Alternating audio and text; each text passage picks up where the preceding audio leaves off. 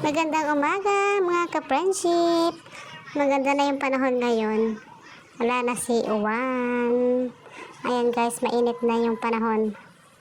Kaya ayun, punta muna kami ng parlor ni Mother Dear at kami ay magpapagupit. Ayan. So enjoy the view muna tayo guys.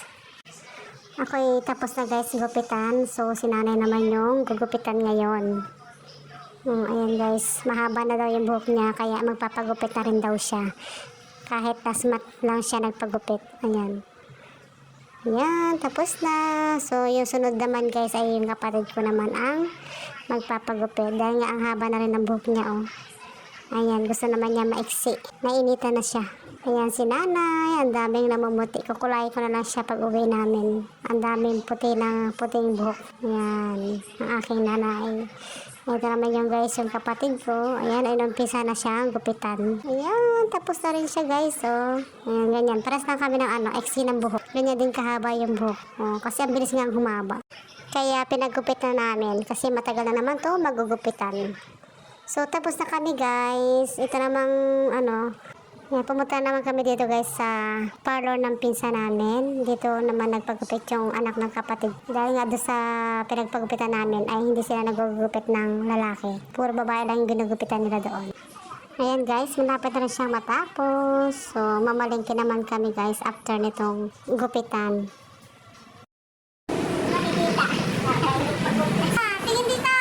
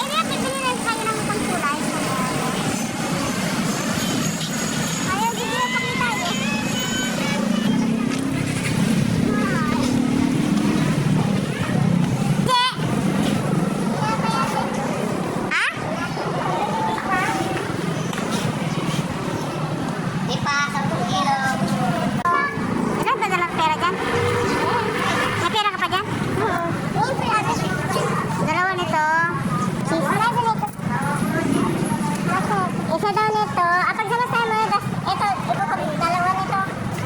Tapos natin. Ito, dalawa. Tapos dalawang pantiboko. Saka dalawa din. Bali, 30. Alin ito? Ito.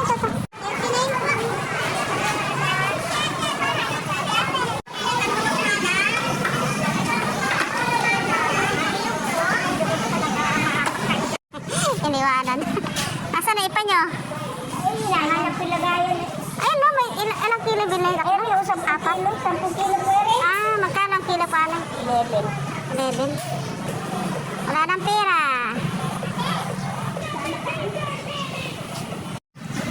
Ayan, ganda ng panahon ngayon. Wala na si Juan.